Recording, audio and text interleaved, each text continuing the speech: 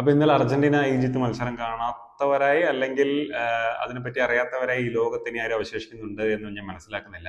കാരണം എന്ന് വെച്ച് കഴിഞ്ഞാൽ ഇന്നലെ രാത്രി ആ ഒരു വിജയത്തിന് ശേഷം തന്നെ ഒരു അർജന്റീന ആരാധകനായ ഞാൻ ഏകദേശം 75 മിനിറ്റ് വരെ എന്താ പറയാ കളി തോറ്റു എന്ന് വിചാരിച്ചിരിക്കുന്നു.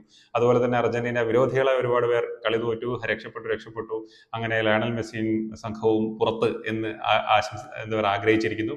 അങ്ങനെ ഇതിനൊക്കെ അങ്ങനെയുള്ള ആൾക്കാർക്ക് ഒരു വലിയൊരു ഷോക്കായിരുന്നു. എന്താ പറയുക 75 മിനിറ്റിന് ശേഷം 10-15 മിനിറ്റിൽ അർജന്റീന നടത്തിയ, അതായത് ഒരു ശക്തമായ ഒരു തിരിച്ചുവരവ്, എന്താ പറയാ ഒരു വളരെ മികച്ച ഒരു ഫുട്ബോൾ മത്സരം തന്നെയായിരുന്നു അത് എന്നതിൽ തർക്കമില്ല. എന്നാൽ ഒരുപാട് ആൾക്കാർക്ക് അത് തീരെ അങ്ങോട്ട് ദഹിക്കുന്നില്ല. അതായത് എന്താ പറയാ ആ ഒരു മോസലയുടെ ആ ഒരു ഫൗൾ എന്നൊക്കെ പറഞ്ഞുകൊണ്ട് കാണിക്കുന്ന ഒരു വീഡിയോ, അതായത് എന്താണോ സംഭവിച്ചത് അതിന് ശേഷം നടന്ന ഒരു സ്ക്രീൻഷോട്ട് എടുത്ത് പ്രചരിപ്പിച്ചുകൊണ്ട് ഫെയർ, വാർ, വെട്ട്, കുത്ത് അങ്ങനെയുള്ള സാധനങ്ങളൊക്കെ പറഞ്ഞുകൊണ്ട്, അതുകൊണ്ട് ഈ കളി റിഗ്ഡ് ആണ്, അതായത് ഫിഫയ്ക്ക് എന്താ അർജന്റീന ഒരുപാട് കോടിക്കണക്കിന് ഉറുപ്പ്യ പൈസ കൊടുത്തിട്ടാണ് ഇത് ഉണ്ടാക്കുന്നത്, അങ്ങനെയൊക്കെ പറഞ്ഞ് ആൾക്കാരങ്ങോട്ട് തകർക്കുകയാണ്. അപ്പൊ എനിക്ക് മനസ്സിലാവാത്ത ഒറ്റേ ഉള്ളൂ, വളരെ ടെക്നിക്കലായിട്ട് ഫുട്ബോളിനെ കാണുന്ന അല്ലെങ്കിൽ ടെക്നിക്കലായിട്ട് ഫുട്ബോൾ എന്താണെന്ന് മനസ്സിലാക്കുന്ന ആൾക്കാർക്ക് മനസ്സിലാവും എന്താണ് ആ ഒരു ഫൗളുകളുടെ കാരണം, എന്തുകൊണ്ടാണ് മോസലയുടെ ആ കാര്യം ഫൗളായിട്ട് വിളിക്കാത്തത് എന്നുള്ളത്.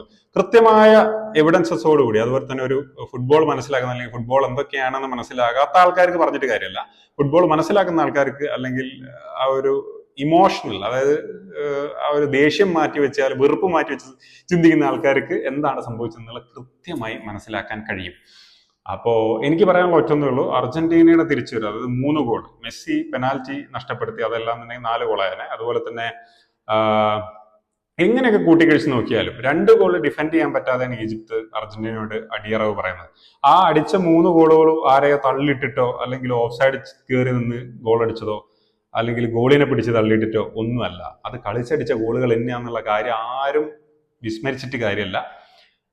വളരെ മികച്ച രീതിയിലാണ് അർജന്റീന ഇന്നലത്തെ കളി വിജയിച്ചിരിക്കുന്നത്. ഒരു ടീം പ്ലേ എന്ന് തന്നെ പറയാൻ പറ്റുന്ന ഒരു കാര്യമാണ്. പലർക്കും അത് അംഗീകരിക്കാൻ പറ്റുന്നില്ല. പലരും അർജന്റീനയുടെ പുറത്താകൽ ആഗ്രഹിച്ച് അതിലെത്തി അതിൽ നിന്ന് നഷ്ടപ്പെട്ടു പോയ ഒരു ഷോക്കിലാണ് എപ്പോഴും ഭൂരിഭാഗം ആൾക്കാരുള്ളത്, അർജന്റീനയെ വെറുക്കുന്ന ആൾക്കാരെ.